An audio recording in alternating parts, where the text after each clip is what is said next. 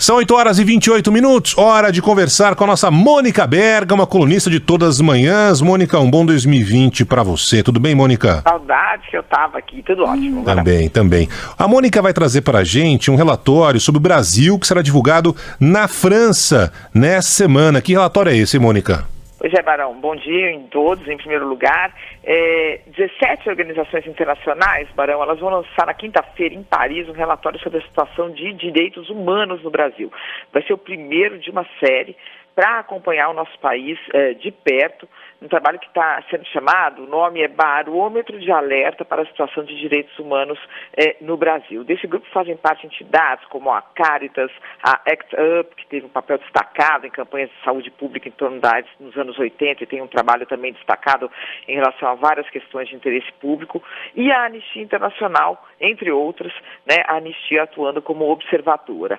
E o que vai dizer esse primeiro relatório, Barão? Ele vai mostrar, por exemplo, que as vítimas de feminicídio aumentaram 29,8% no Brasil entre 2016 e 2018.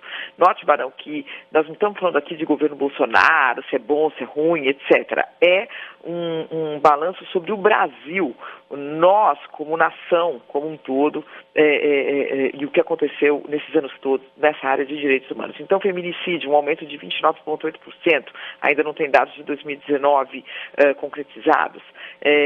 Mostra que o número de vítimas de violência policial também subiu, nós já falamos desse tema algumas vezes aqui no nosso horário. Mostra que o número de indígenas assassinados também subiu, um outro dado que já é conhecido e divulgado aqui no país, quer dizer, foram 26 lideranças indígenas assassinadas em 11 anos, 7 delas só em 2019, né? Um aumento preocupante, inclusive, em relação a 2018, em que morreram 2 lideranças, um número bem menor, né? Quer dizer, ou seja, o relatório pretende divulgar de uma forma sistematizada os números de algumas tragédias sociais brasileiras que são conhecidos e debatidos aqui dentro do Brasil, e esse relatório pretende dar a esses números uma visibilidade para além das nossas fronteiras, né? E a repercussão deve ser considerável, já que lá fora, Barão, em primeiro lugar, essas entidades têm bastante prestígio, né? Todas entidades sediadas na Europa, 17 entidades, e segundo, pela atenção que sempre é dada ao Brasil nesse e em outros temas. A ideia é enviar também esse barômetro, que vai ter uma publicação regular, num segundo momento, para autoridades e lideranças francesas e europeias.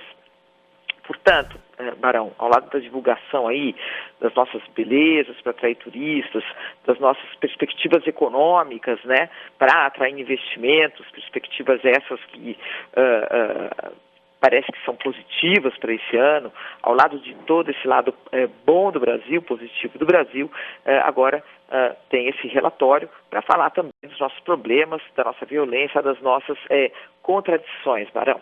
É sempre um discurso, Mônica, quando a gente ouve estrangeiros aqui no Brasil, um pouco diferente daqueles discursos que nós mesmos temos, né, do nosso país, né? O país é muito violento. Quando o turista vem para cá, tem outra visão muitas vezes, né? Claro que a violência é algo rotineiro nas cidades brasileiras, nas grandes cidades principalmente, mas a opinião, normalmente, do estrangeiro vindo para cá, claro, se ele não sofreu nenhum tipo de agressão, nenhum tipo de abuso, nenhum tipo de problema específico, né, é muito diferente daquela que a gente vende, inclusive, o nosso próprio país quando viaja para o exterior, principalmente, né?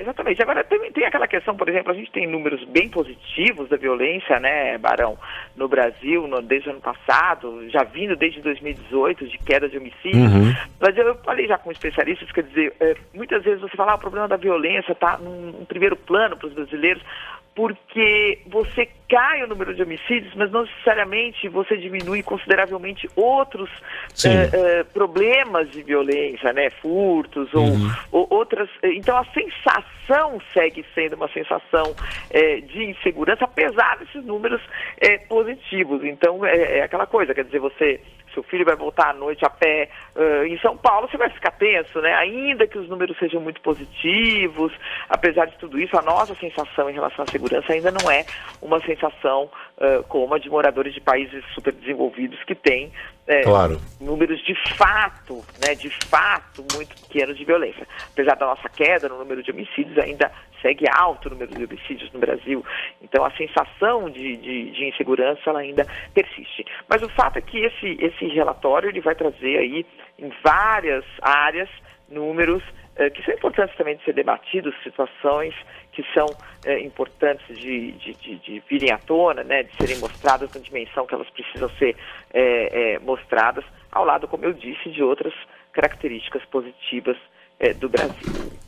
Mônica Bergamo volta amanhã nesse mesmo horário conversando com a gente. Um grande beijo, Mônica, até lá. Até amanhã.